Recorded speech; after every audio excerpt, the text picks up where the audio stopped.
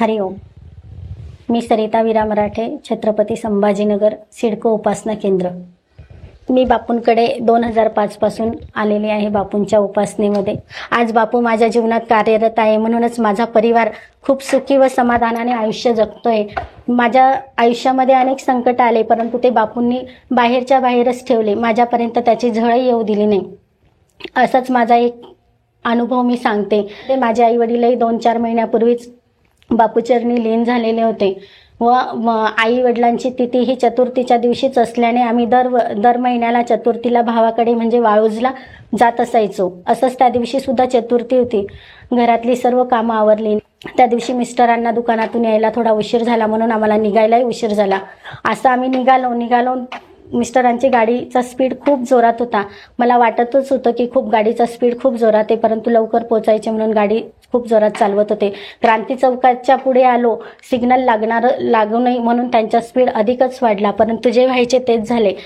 त्या ठिकाणी आमच्या अगोदरच टँकर येऊन गेल्यामुळे तिथे खूप पाणी साचलेलं होतं व खूप चिखल पण झालेला होता. त्यामुळे आमची गाडी स्पीडमध्ये होती व ती त्यामध्ये स्लिप झाली व काही सेकंदातच सिग्नल लागला. मी खूप जोरात खाली पडले, परंतु पडताना बापूंना आवाज दिला, बापू माझ्या मिस्टरांना सांभाळा, बापू यांना सांभाळा. व मी जोरात खाली पडले आणि सिग्नल लागला व माझ्या डोक्याजवळ मी डोळे मिटून घेतले ते, परंतु डोळे उघडले तर सगळे लोक मला उठवत होते. माझ्या डोक्याजवळ गाडी उभी होती, म्हणजे माझं डोकं अगदी गाडीच्या चाकाजवळ होता.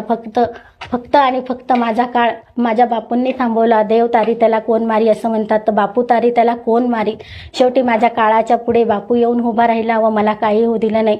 माझ्या मिस्टरांनाही काही झाले नाही. माझ्या मिस्टरांनी गाडी इतकी कंट्रोल केली की माझ्या अंगावर गाडी देखील पडली नाही व मला सगळे लोक खूप घाबरले होते की आता ही स्त्री गाडीच्या खाली आली असेल. सगळेजण धावत आले मला उचलणं, परंतु मला काहीही झालं नाही. कपडे सगळे चिखलाचे झाले होते, परंतु मला बापूंनी रस्त्यावरचा साधा एक खडा देखील टोचू दिला नाही. इतकं मला बापूंनी सावरलं, सांभाळलं. मी अजिबात घाबरलेली नव्हती, कारण की मला माहिती होतं माझा बापू माझ्यासोबत आहे. मला डोक्याला इजा झाली नाही की नंतरही काही झालं नाही. सगळा काळ माझ्या बापूंनी सांभाळला. अशाच प्रकारे बापू माझ्या जीवनात कार्यरत राहतात. म्हणजेच मी तो केवळ पायांचा दास नका करू, मजला अवदास जोवर या देही श्वास निज कार्य साधून घ्या, हेच बापूंकडे मागणे मागते. व बापू तुम्ही मला सगळ्या याच्यातून सांभाळतात, सगळ्या याच्यात साथ देतात. असंच माझ्यासोबत राहा. हरिओम. श्रीराम अंबज्ञ.